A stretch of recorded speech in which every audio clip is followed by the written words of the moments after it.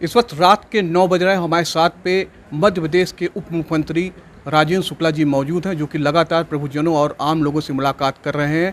और हम आपको बताते चलें, लोकसभा चुनाव 2024 के लिए भाजपा की तरफ से दिनेश प्रताप सिंह के समर्थन में आए मध्य प्रदेश के उप मुख्यमंत्री लगातार बैठक कर रहे हैं और लोगों से बातचीत कर रहे हैं। आइए उनसे बातचीत करते जानते हैं आज सर किस कार्यक्रम में आए।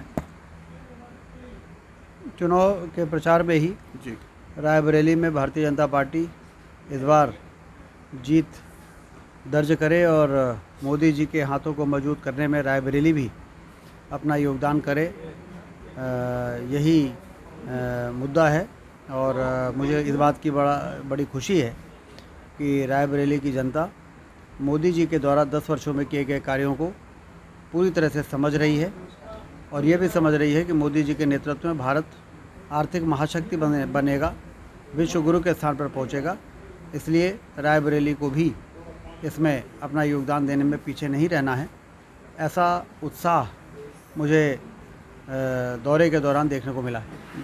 आप लगातार प्रबुद्धजन और ब्राह्मण समाज के लोगों से मिल रहे हैं। आपके आने के बाद से क्या आपको प्रतीत हो रहा, क्या तस्वीर बदलेगी? मुझे लोगों में काफ़ी संतोष, क्योंकि मोदी जी के नेतृत्व में एक तरफ तो उलझे हुए मामले जो बड़े कठिन थे, जो देश की जनता हमेशा ये चाहती थी कि इन कामों को होना चाहिए, कोई सरकार आए, कोई व्यक्ति आए, कोई नेतृत्व ऐसा मिले जो धारा 370 को समाप्त करे, अयोध्या में भगवान राम का मंदिर बनाए, नागरिकता संशोधन कानून, समान नागरिक संहिता, जो भारत को तेज़ी के साथ आगे बढ़ाने में सहायक साबित हो सकता है।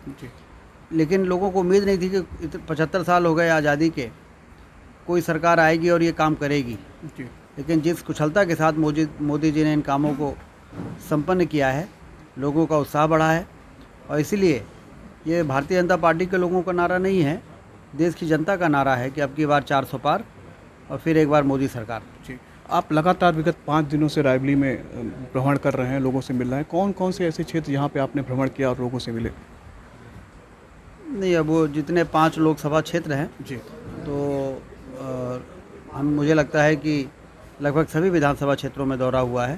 जी, और पार्टी के जो हमारे यहाँ के कार्यक्रम बनाने वाले जो पदाधिकारी हैं, वो कार्यक्रम बना के देते हैं और उस तरीके से किस व्यक्ति को कहाँ भेजने से ज़्यादा फ़ायदा हो सकता है, जी, ये कार्य योजना हमारी पार्टी बनाती है। जी, जो चुनाव का संचालन कर रहे हैं वो लोग बनाते हैं। जी, और हम लोग वहाँ पर जाते हैं तो वहाँ पर बहुत ही सार्थक बैठक होती है, चर्चा होती है और लोग स्वागत करते हैं और इस बात की प्रसन्नता व्यक्त करते हैं कि तीसरी बार मोदी जी प्रधानमंत्री बनेंगे तो जो बचे हुए काम हैं वो भी हो जाएंगे। जी, क्योंकि जिस तरीके से सड़कें बनी हैं, जिस तरह से रेलवे की लाइनों का विस्तार हुआ है, हवाई अड्डे बन रहे हैं, शिक्षा और स्वास्थ्य के क्षेत्र में गरीब व्यक्ति अब इलाज कराने के लिए दर दर की ठोकरें नहीं खानी पड़ती।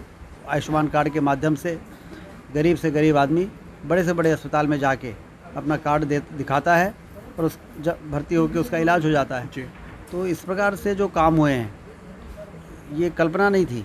गांव-गांव में पाइपलाइन बिछा के नल से जल देने की योजना, जल जीवन मिशन से शुद्ध पानी गांव के लोगों को भी मिलेगा, फिल्टर्ड पानी। जी, ये लोगों ने डिमांड नहीं की थी, लोगों ने सोचा भी नहीं था कोई सरकार आएगी तो इस तरह के कामों को करेगी।